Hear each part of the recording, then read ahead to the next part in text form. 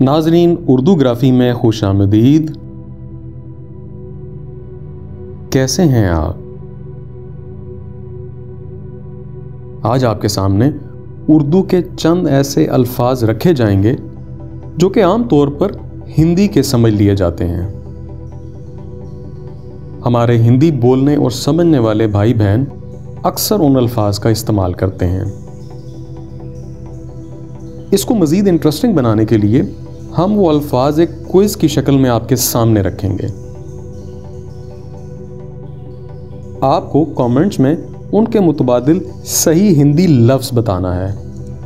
इस खेल में मज़ा आएगा, लेकिन उससे पहले अगर आपने हमारे चैनल को सब्सक्राइब नहीं किया तो अभी कर लीजिएगा और बेल के आइकॉन पर क्लिक कर दीजिए ताकि आने वाली वीडियोस की इत्तला आपको बर वक्त मिल सके।